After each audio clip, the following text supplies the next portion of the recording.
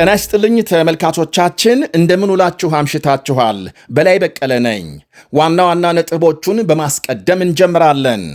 በጥይት የተበተነው የነጩ ቤተ መንግሥት ጋዜጠኞች የራት ግብዣም የዓለም መነጋገሪያ ሆኖ ሲቀጥል ትራምፕን ለመግደል የታቀደ ነበር ተብሏል። ጥቃቱ የተፈጸመበት ሂልተን ሆቴል ከረጅም ዓመታት በፊት ተመሳሳይ ትዕይንት አስተናግዶ እንደነበር ይነገራል። አስደናቂና ዓለምን ያስደነገጠ ታሪክ በዝርዝር እናቀርባለን።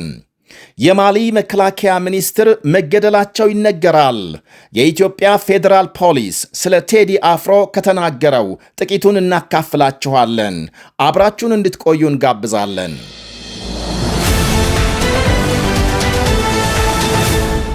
የኢትዮጵያ ፌዴራል ፖሊስ ከቴዲ አፍሮ ጋር በተገናኘ ምንም አይነት ተግባር አልፈጸምኩም ብሏል። ቲክቫህ ኢትዮጵያ ያነጋገራቸው ከፍተኛ የፌዴራል ፖሊስ የሥራ ኃላፊ ቴዲ አፍሮ ላይ ምንም አይነት ምርመራ አለመካሄዱን ገልጸዋል። በአርቲስቱ ዙሪያ የሚሰራጩ መረጃዎች ፍጹም የሐሰት ወሬዎች ናቸው ያሉት ኃላፊው ስሙን በመጠቀም ሕዝብ ላይ ሽብር ለመፍጠር የሚደረግ እንቅስቃሴ መሆኑን አመልክተዋል። መግለጫ ተከለከለ ተባለው ሌላው ቀርቶ ባለቤቱ ቻናል ላይ ከቤቱ ለምን አልሰጠም በማለት ጠይቀዋል።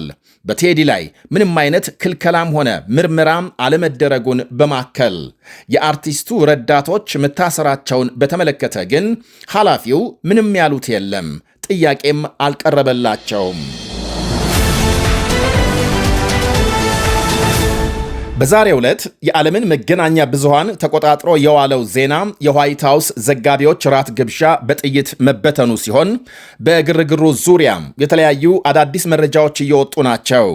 የዋይት ሃውስ ጋዜጠኞች ራት ግብዣም በየዓመቱ ከሚካሄዱ ታላላቅ የቤተ መንግሥት ዝግጅቶች አንዱ ሲሆን ጋዜጠኞች፣ የተለያዩ ማኅበራት ተወካዮችና ታዋቂ ሰዎች በተገኙበት የጋዜጠኝነት ሙያ የሚከበርበት ምሽት ነው። በሥነ ሥርዓቱ ላይ ሁሌም የሀገሪቱ ፕሬዝዳንትና ሌሎች ከፍተኛ የሀገሪቱ መሪዎች የክብር እንግዶች ናቸው። ይሄ ደማቅ ምሽት ነው። እንግዲህ ትላንት በጥይት እንዲበተን የተደረገው ተኩስ የከፈተው ደግሞ ኮል ቶማስ አለን ይባላል። ዕድሜው 31 ሲሆን የካሊፎርኒያ ነዋሪ ነው። የኮምፒውተር ሳይንስ ባለሙያ መሆኑ ሲነገር የራት ግብዣ በተካሄደበት ሂልተን ሆቴል በእንግድነት ማረፉን የተመለከተው። በነገራችን ላይ የትላንት ምሽቱ ጥቃት የተፈጸመበት የዋሽንግተን ዲሲ ሂልተን ሆቴል እንዲህ ያለ ጥቃት ሲያስተናግድ ያሁኑ ለመጀመሪያ ጊዜ አይደለም።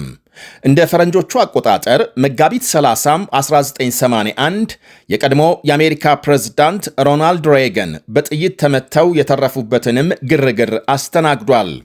ሬገን በሆቴሉ ለደጋፊዎቻቸው ንግግር አድርገው ወደ መኪናቸው እየተጓዙ ሳለ ጃን ሂንክሊ በተባለ ታጣቂ ተኩስ ተከፍቶባቸዋል። ከተተኮሰባቸው 6 ጥይት አንዱ ከመታቸው በኋላ ቀዶ ጥገና ተደርጎላቸው ተርፈዋል። ግለሰቡ ጥቃቱን የፈጸመው በፍቅሯም የተሸነፈላትን የሆሊውድ ፊልም ተዋናይ የጁዲ ፎስተርን ትኩረት ለማግኘት ነበር ይባላል። ከጁዲ ፎስተር ፍቅር የያዘው ደግሞ እንደ ፈረንጆቹ አቆጣጠር በ1976 የሰራችውን ታክሲ ድራይቨር የተሰኘውን ፊልም ከተመለከተ በኋላ ነው። ፕሬዝዳንቱን በመግደል ሙከራ ቢከሰስም የአይምሮ ህመምተኛ መሆኑ በመረጋገጡ በነፃ የተሰናበተ ሲሆን በአሁኑ ወቅት የ70 ዓመት አዛውንት ነው። መጽሐፍ ጽፏል፣ ሙዚቃ ይጫወታል። የትላንቱን ጥቃት የፈጸመው ግለሰብ ትራምፕና ባለስልጣናትን የመግደል ዕቅድ እንደነበረው ኋላ ላይ የወጣ መረጃም አሳይቷል። ጥቃቱን ለመፈጸም ምን እንዳነሳሳው በግልጽ የታወቀ ባይኖርም በ2024 የዲሞክራት እጩ ለነበሩት ካማላ ሃሪስ ገንዘብ በማዋጣት ድጋፍ መስጠቱ ይነገራል።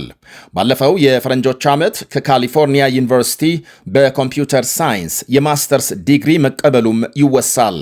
ተጠርጣሪው ከድግሱ አዳራሽ መግቢያ ተኩስ ከከፈተ በኋላ ከአካባቢው ሲያመልጥና የደህንነት አባላት ሲከተሉት የሚያሳይ ምስል የወጣ ሲሆን አንድ የደህንነት አባል ከመቁሰሉ ውጪ ምንም ጉዳት ሳያደርስ ተይዟል። ያም ሆኖ የፈጠረው ትርምስና ድንጋጤ ቀላል አይደለም። በጠባቂዎቻቸው ተወስደው የነበሩት ፕሬዝዳንት ትራምፕ በሰጡት መግለጫም ጥቃቱ እርሳቸውን ኢላማ ያደረገ ነው የሚል እምነት እንዳላቸው ገልጸዋል። ቆስሎ ሆስፒታል የገባው የደህንነት አባል ደረቱ ላይ ባጠለቀው ጥይት መከላከያም ወደ እርሳቸው የተተኮሰውን ጥይት ተቀብሎ ሕይወታቸውን እንደታደገ ገልጸዋል። በጣም አስቀያሚ ምሽት ነበር ብለዋል። ከዲሞክራቶች ሳይቀር የድጋፍ መልእክት እንደደረሳቸውና በእንዲህ ያለ ክፉ ጊዜ በጋራ መቆማቸው ትልቅ ተግባር መሆኑን ጠቅሰዋል። ያም ሆኖ የትላንት ምሽቱ ጥቃት ተመሳሳይ የጸጥታ ስጋቶችን የሚከላከለው የሀገር ውስጥ ጉዳይ ሚኒስቴር ተመልሶ እንዲከፈት የማንቂያ ደውል ነው ብለዋል። የመስከረሙን የአሜሪካ ሽብር ጥቃት ተከትሎ የተቋቋመው የሀገር ውስጥ የጸጥታ ጉዳዮች ሚኒስቴር ካለፈው የካቲት አጋማሽ ወዲህ በሁለቱ ፓርቲዎች ውዝግብ የተነሳም መዘጋቱ ይታወቃል። ሁለት የአሜሪካ ዜጎች በሚኒሶታ በወታደሮች መገደላቸውን ተከትሎ ዲሞክራቶች የስደተኞች ጉዳይ የኃይል ተቋማትን በተመለከተ የሕግ ማሻሻያ በመጠየቅ ለሚኒስቴሩ በጀት እንዳይመደብ በማድረጋቸው ነው የተዘጋው። እናም አሁን ለተፈጠረው የጸጥታ ክፍተት ትራምፕ በከፊልም ቢሆን ዲሞክራቶችን ተጠያቂ አድርገዋል። ለአሜሪካ ባለሥልጣናት የታለመውን የትላንቱን ጥቃት የተለያዩ ሀገራት መሪዎች ያወገዙ ሲሆን የኔቶ ዋና ጸሐፊ ማርክ ሩት በነፃና ግልጽ ማኅበረሰብ ውስጥ የዚህ አይነት ድርጊት ተቀባይነት የለውም ብለዋል። ጥቃቱን ተከትሎ ከነገ ሰኞ ጀምሮ ለ4 ቀናት ጉብኝት ወደ አሜሪካ የሚጓዙት የእንግሊዝ ንጉሥ ቻርልስ የደህንነት ሁኔታቸው ጥያቄ ውስጥ መግባቱ ይነገራል። ሆኖም ባለሥልጣናት ለንጉሡ አስተማማኝ ጥበቃ እንደሚደረግና ምንም አይነት አሳሳቢ ሁኔታ እንደማይኖር አረጋግጠዋል። ያም ሆኖ በትላንቱ ጥቃት የደህንነት ክፍተቶች እንደነበሩ ተገምግሟል። ሕንፃውን አልፎ ለመግባት የግብዣ ካርድ ማሳየት ብቻ በቂ ሲሆን ወደ አዳራሽ ለመዝለቅ ደግሞ የፍተሻ ማሽን ማለፍና ቦርሳ ማስፈተሽ ብቻ እንደነበር፣ ሆኖም ሆቴል እንደመሆኑ በበርካታ ሰዎች ሊሞላ ስለሚችል ተጨማሪ እርምጃ ያስፈልግ እንደነበር ተመልክቷል። የአሜሪካው መሪ ላይ የግድያ ሙከራም አዲስ አይደለም። አሁን ለፕሬዝዳንት እጩ ሆነው ውድድር ላይ ሳሉ ከአንዴም 2 ጊዜ ግድያ ተሞክሮባቸዋል። ልክ የዛሬ 2 ዓመት ገደማ በፔንሲልቫኒያ የምርጫ ቅስቀሳ ንግግር ሲያደርጉ በተተኮሰ ጥይት ጆሮአቸውን ቆስለው ለጥቂት መትረፋቸው ይታወቃል። አንድ ሰው የሞተበትን ጥቃት የፈጸመው የ20 ዓመቱ ወጣት ተጠርጣሪ በትራምፕ ጠባቂዎች መገደሉን እናስታውሳለን። ይህንን ተከትሎ ፍሎሪዳ በሚገኝ መኖሪያቸው ጎልፍ ሲጫወቱ ሊገድላቸው አቅዶ ሲንቀሳቀስ የነበረ አንድ ግለሰብ ከነመሳሪያው መያዙ ይታወሳል። በሌላ በኩል የብሪታንያ ጠቅላይ ሚኒስትር ኪር ስታርመር በራት ግብዣው ላይ በተፈጠረው ግርግር መደንገጣቸውን ማምሻውን በመግለጽ በማንኛውም የዲሞክራሲና በፕሬስ ነጻነት ላይ የሚፈጸም ጥቃት በጽኑ ሊወገዝ ይገባል ብለዋል። በትራምፕና ባለቤታቸው ላይ ምንም ጉዳት ባለመድረሱ እፎይታ እንደተሰማቸው የካናዳ ጠቅላይ ሚኒስትር ማርክ ካርኒ በተመሳሳይ ፕሬዝዳንት ትራምፕና ሌሎች እንግዶች ባለመጎዳታቸው ደስታቸውን ገልጸዋል። የአውስትራሊያ ጠቅላይ ሚኒስትር አንቶኒ አልባኔዝ የደህንነት አባላትና ሕግ አስከባሪዎች ጉዳት እንዳይደርስ ላደረጉት ጥረት አድናቆት ሰጥተዋል። የቬንዙዌላ ፕሬዝዳንት ዴልሲ ሮድሪጎዝ፣ የፓኪስታን ጠቅላይ ሚኒስትር ሺባዝ ሸሪፍ፣ የህንድ ጠቅላይ ሚኒስትር ናሬንድራ ሞዲና የሜክሲኮ ፕሬዝዳንት ክላውዲያ ሺምባም ጥቃቱን አጥብቀው አውግዘዋል። ወደ ሌላ መረጃ ስናልፍ የማሊ መከላከያ ሚኒስትር ጀነራል ሳዲዮ ካማራ መገደላቸው ተሰምቷል።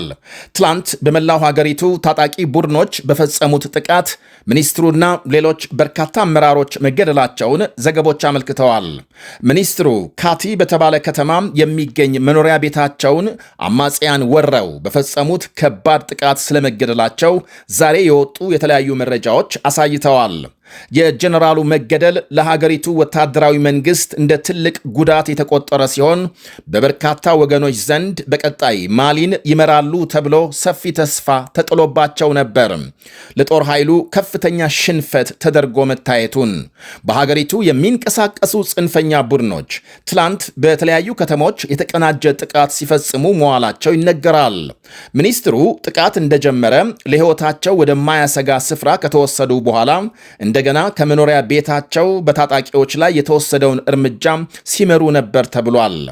ማሊ በ2020 የተካሄደን መፈንቅለ መንግሥት ተከትሎ በወታደራዊ መንግሥት ስትመራ ቆይታለች።